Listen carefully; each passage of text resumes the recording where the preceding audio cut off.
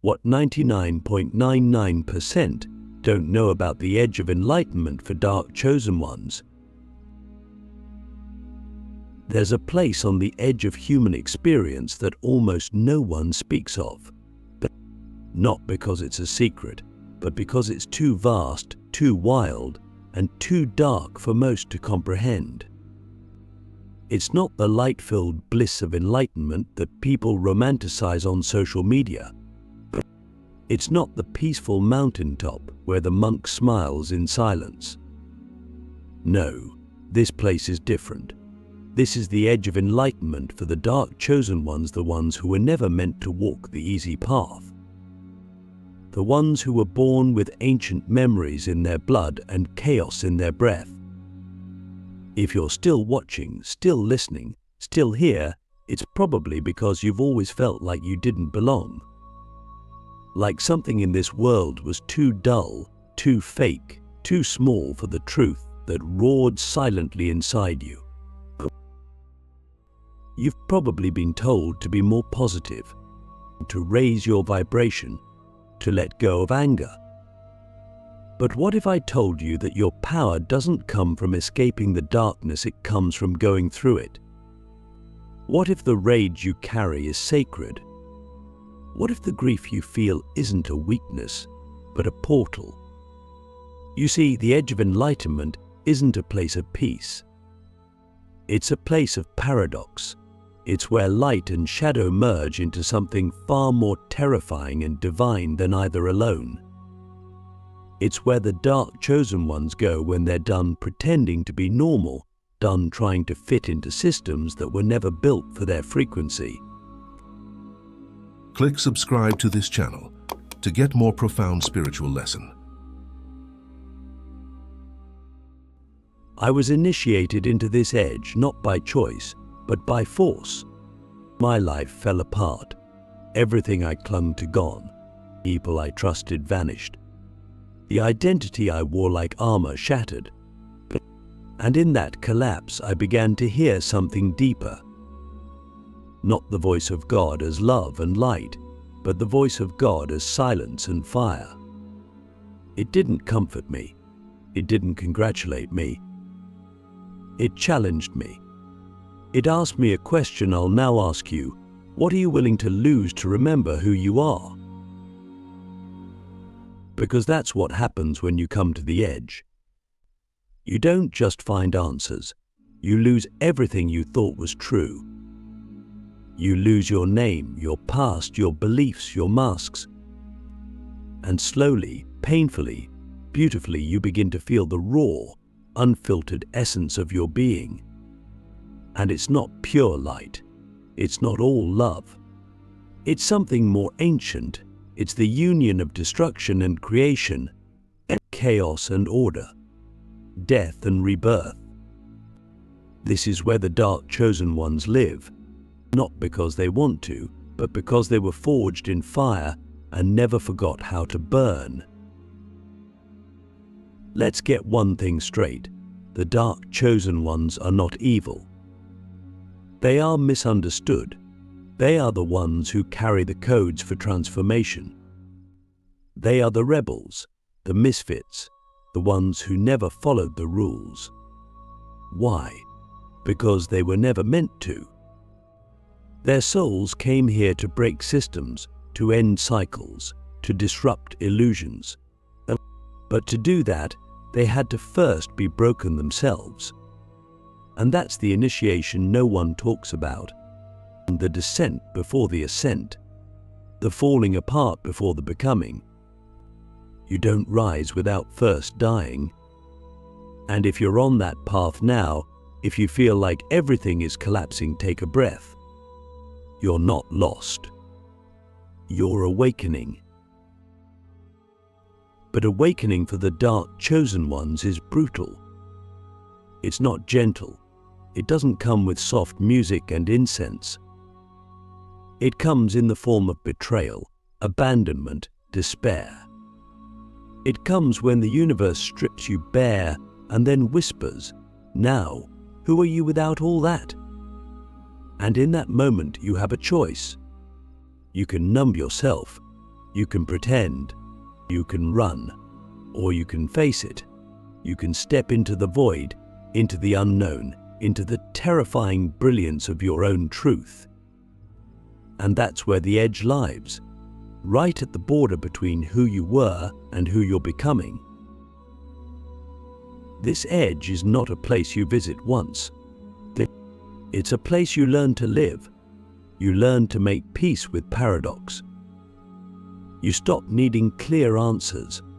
You start trusting your inner chaos, because chaos is divine. It's the womb of all creation. The dark chosen ones are not here to escape it, they're here to master it, to dance in it, to build temples from it. And that requires a level of courage most will never understand. It requires you to be willing to lose everything for a truth no one else can see. And here's the wildest part. Once you begin to walk this edge, once you stop trying to be saved and start becoming the storm you begin to remember, not intellectually, not conceptually, but viscerally, your body remembers, your soul remembers. You begin to reclaim lifetimes of power that were hidden beneath your trauma. You begin to understand that your pain was never random. It was the pressure that forged the diamond of your essence. And now, you don't need to prove anything. You don't need to explain. You just are. And that's terrifying to people who have built their lives on illusions. So the world will try to shrink you. It will try to label you. It will say you're too intense, too emotional, too much. But what they're really saying is, you remind me of what I've forgotten in myself. And your job is not to shrink. Your job is to hold. Hold your truth. Hold your power. Hold your chaos. Hold your light.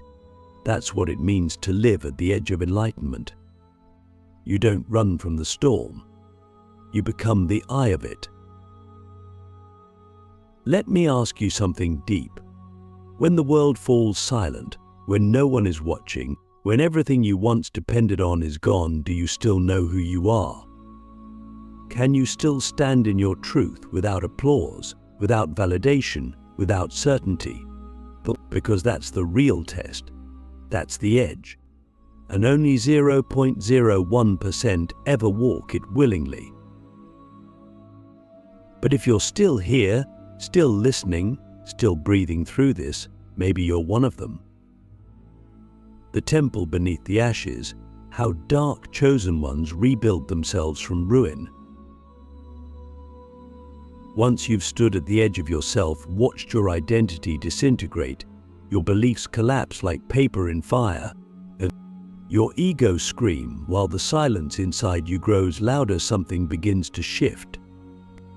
This is what most don't understand about the journey of the dark chosen ones. The destruction wasn't the end. It was the beginning. The ashes you're standing in, they are holy. Because buried beneath that ruin is the blueprint of your true self, the version of you that was never conditioned, never domesticated, for me, never broken by the expectations of the world. And while others are busy trying to rebuild their old lives, you're being called to do something far more radical, to build a temple where your pain used to live. But rebuilding yourself as a dark chosen one isn't about going back. But there's no back. That version of you who thought they had control, who needed approval, who lived to be understood, that person had to die. Not because they were wrong, but because they were too small to carry the power that's now awakening inside you. You're not just healing, you're remembering. You're remembering how to create from nothing, how to walk through fire and come out not just alive, but reborn. You start to realize that the darkness you feared was never your enemy. It was your womb. It held you while you were being reshaped. It stripped away everything that wasn't real. And now, in the stillness that follows ruin, you hear a new voice. Not the loud, anxious chatter of your mind, but the deep, ancient hum of your soul. It's not telling you what to do. It's asking you a question. Now that you know what you're not, who will you choose to become?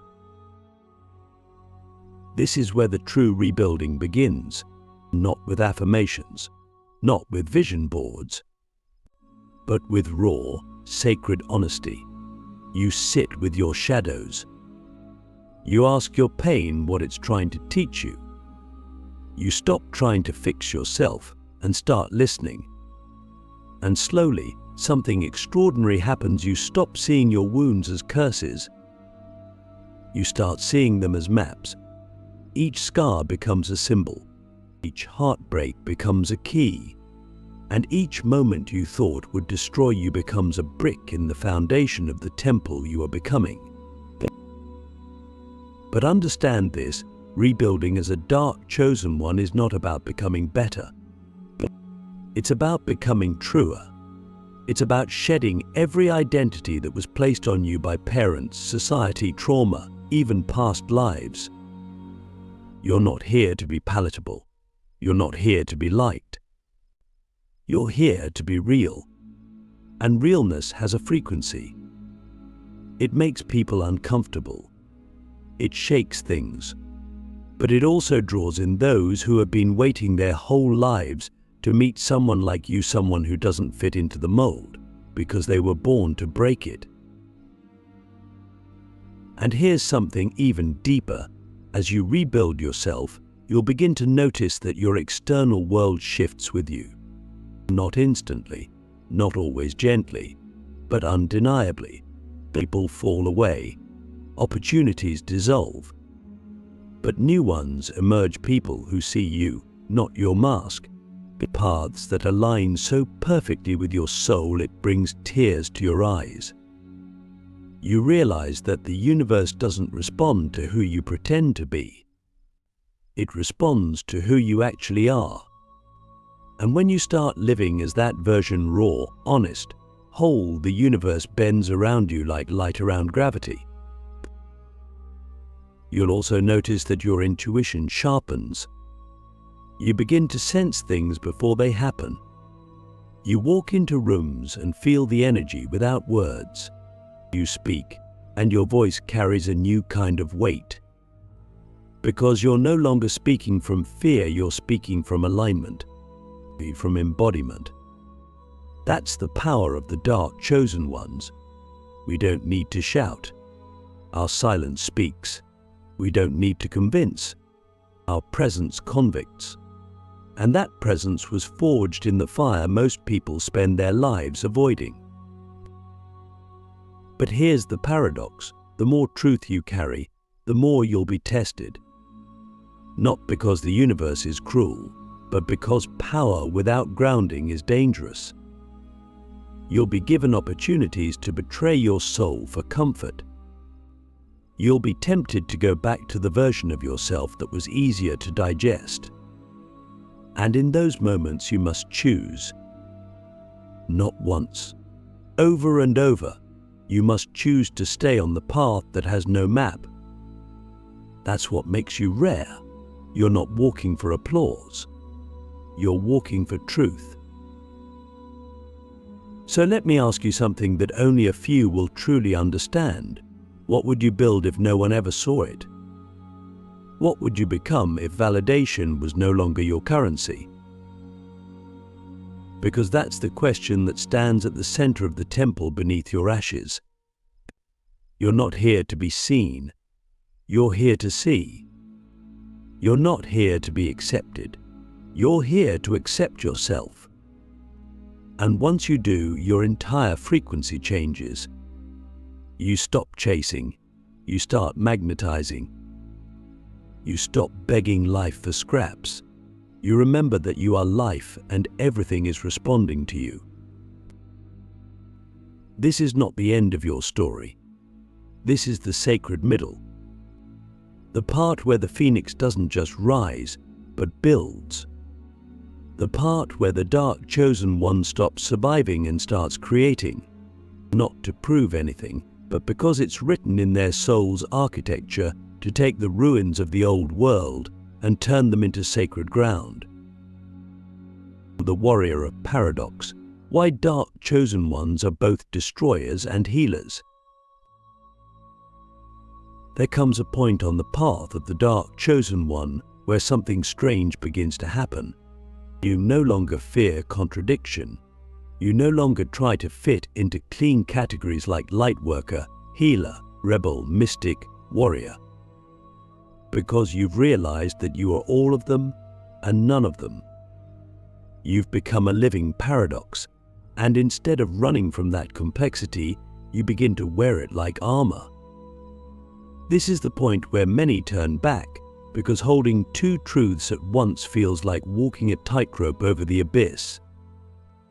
But if you've made it this far, it means you've been initiated into a truth that only a few ever touch, that to be truly divine is to be whole.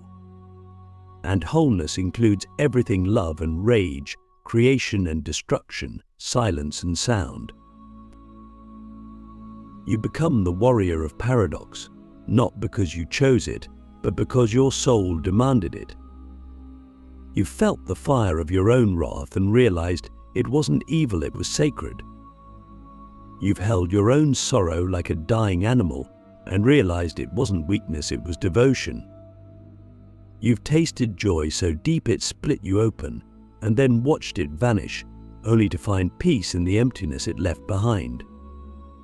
This is what it means to be chosen, not favored, not superior, but selected by the raw intelligence of the universe to carry a frequency too wild for the mainstream. And that frequency is not soft. It is not always kind. It is ferociously honest, destructively loving, and unapologetically awake. As a dark chosen one, you are both destroyer and healer. That's your gift. You destroy illusions with your presence. People can't lie to themselves around you. They feel exposed, not because you attack them, but because your very being breaks the masks they've been clinging to. You walk into a room and the energy shifts. Not because you're trying to dominate, but because you're so attuned to truth that anything false begins to shake. That's the destroyer in you. Not evil, not violent, but surgical. You don't destroy for the sake of chaos. You destroy for the sake of truth. You burn down what cannot hold love. You collapse what cannot carry light. And then, just as powerfully, you heal, not by fixing, but by witnessing. Your healing is not about offering comfort, it's about offering clarity. You don't tell people what they want to hear. You speak what their soul has been begging them to remember. You don't use your energy to rescue, you use it to remind. That's why people are drawn to you. Not because you're agreeable, but because you're real. And in a world addicted to fake light, your truth is medicine. But this path is not glamorous. It requires you to constantly refine yourself, to question your motives, to examine your shadows. Because the paradox you carry can become a weapon or a blessing. If you're not conscious, your destructive side can become cynical. Your healing side can become self-righteous. That's why your inner work never ends. You are both the fire and the container, both sword and balm, both storm and shelter. And that requires maturity most spiritual seekers never reach. You'll be misunderstood. People will project onto you. Some will worship you, others will reject you. But the deeper truth is this: you didn't come for them. You came for truth. And truth doesn't need to be liked. It just needs to be lived. So you walk the paradox with your head high and heart open, knowing that every step you take sends signals into the collective. You are not just healing yourself, you are shifting timelines. You are holding the tension that the world refuses to face. And that is an act of service beyond comprehension. So let me ask you something few dare to consider. Can you hold your own power without using it to dominate? Can you hold your own pain without demanding others carry it for you? Can you hold your own light without needing to be seen? Because that's the final test of the paradox. To be powerful without becoming controlling. To be wounded without becoming bitter. To be awake without becoming arrogant. If you can do that, you don't just become enlightened. You become dangerous in the most divine way. A force of nature cloaked in flesh. A mirror that reflects both beauty and terror. A reminder that God is not just love but also truth. And truth, when fully embodied, can heal a nation or burn it to the ground. The final threshold, walking alone beyond enlightenment. There is a place beyond the teachings, beyond the temples, beyond even enlightenment itself. A place no map points to, no guidebook describes. It is not found in scriptures or retreats or spiritual circles. It is not lit by the soft glow of candles or filled with mantras and incense. It is silent, vast, unforgiving. It's where everything, your identity, your ego, your stories has been stripped away. And what remains is just you. Not the persona you crafted, not the seeker you pretended to be, but the raw, unfiltered presence that existed before time. This is the final threshold. And here's the most terrifying truth. You must walk it alone. Not because you're being punished, but because no one else can walk it for you. Beyond enlightenment, there is no teacher, no savior, no path. There is only responsibility. You realize that all the wisdom you once sought outside now lives inside you. And with that realization comes a deeper weight, because you can no longer pretend to be asleep. You can no longer blame your past or project onto the future. You are now the creator of your own reality, and that power is both sacred and brutal. This is what 99.99% will never understand. Enlightenment is not the end. It's the beginning of a new kind of solitude. One where you are no longer driven by desire or fear, but by something deeper, alignment. You move not because you crave, but because you know. You speak not to convince, but to transmit. You love not to possess, but to liberate. And because of that, most of the world will not recognize you anymore. They will sense something different, something ancient, something unshakable. And that difference will either draw them in or drive them away. Either way, you don't chase, you witness. The edge of enlightenment for dark chosen ones isn't about becoming perfect. It's about becoming whole. You carry your shadows like sacred relics. You don't try to fix them, you integrate them. You don't try to silence your pain, you listen to it. You learn to hold space for your humanity and your divinity in the same breath. And that's what makes you untouchable. Not because you've escaped suffering, but because you transcended the illusion that suffering defines you. You begin to notice something strange. The more whole you become, the more invisible you feel. Not because you're fading, but because you no longer need to be seen. You no longer need to prove your worth. You no longer need to shine to feel alive. You've become the light that sees in the dark, the one who walks without needing a path. And that's the paradox of completion. The more you arrive, the less you feel the need to announce it. But you will still feel lonely, not because you are alone, but because so few can meet you there. Then the conversations become quieter. The noise of the world becomes unbearable. Falsehood becomes physically painful. You crave silence, depth, presence. And in that craving, you begin to understand the true meaning of devotion, but not to a deity, not to a dogma, but to truth, to stillness, to love without attachment. That's the walk beyond enlightenment. You become a living temple, a walking contradiction, a grounded storm, a calm fire.